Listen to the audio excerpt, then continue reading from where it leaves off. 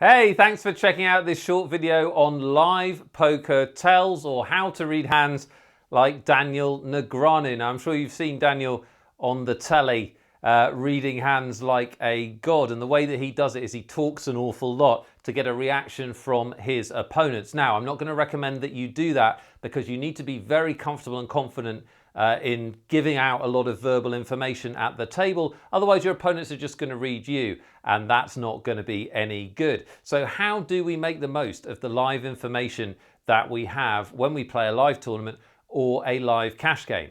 The first thing to say is that live poker tells, people's facial expressions and their physical movements and what they say are not as important as the poker that they're playing in the situation that they're in and what you know about them as a player. So things like how many hands they play, their bet sizes, the board, your image, their image, all of this stuff, history between the two, all of that stuff is more important and should be more of a basis for your decisions than live poker tells and information in the moment. Having said that, it's not as exciting as live poker tells, so let's talk about that. You do have access to how people are speaking, how they're holding themselves, how they move, and so on. Now, the big danger is you fall into the rounder's trap, which is in the movie Rounders, where he has a cookie next to his ear, and you look for one kind of key thing which goes, aha, he's bluffing, he twitched his eyebrow. And that's not really how it works. How you should think of poker tells is not in sentences, but in long paragraphs. And what I mean by that is you should be generally observing your opponents and picking up on their trends and how they act and how they behave. So it's a really good idea to talk to your opponents, not during a hand that you're playing because of the problem that I said at the start of the video, but to get a feel for how they hold themselves, how they sound, what kind of person they are, what kind of mannerisms they have. The other thing you should be doing is watching as people play. You should always be focusing at a live table. You've got plenty of time between hands. There's no excuse to be bored. You should be watching your opponents and how they play. Quick side tip, before you decide to bet or raise, especially when you're opening the pot, always look to the left. Because very often your opponents will give you information by shaping to fold their cards or shaping to bet that can help you decide whether to steal those blinds or not. That's a little side tip for you. So in general, we're looking for our overall impression of our opponents, and then when they're under pressure, how does that change? So when they are making a big decision or when they're bluffing or when they have a big hand, how does that change? What changes do we see in them?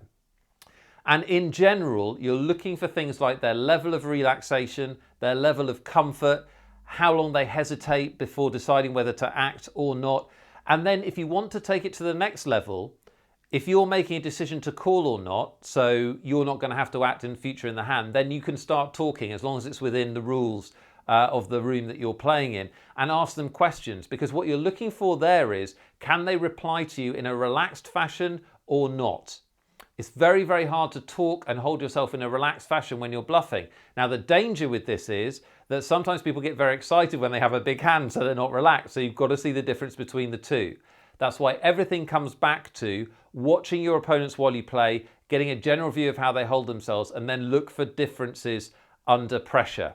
This stuff is really valuable. It can make the difference between a tight decision, but remember what I said. First and foremost, make good decisions based on the information that you have. If it's close, look for that extra live information that can take it to the next level. If you'd like some more information on this, I highly recommend the books by Zach Elwood on tells. There's 2 of them. They're both excellent. If you'd like to improve your poker game generally, however, you want to come over to my site, transformmypoker.com. Just click the link on screen and it'll take you right there. You can sign up for a free series of advanced training videos. We'll cover all of that other stuff I talked about, how to make great poker decisions at the table, and I'll get you a big jump in your confidence, understanding, and results with the game. So click that link and come over. If you've enjoyed this video, then hit the subscribe button on YouTube, either on the screen or underneath, and do leave me a comment. I'd love to hear what you think, and I'd also love to know what you'd like me to make a video for you on poker. Whatever you're struggling with, let me know, and I'll do that. All right, good luck at the tables. I'll talk to you very soon.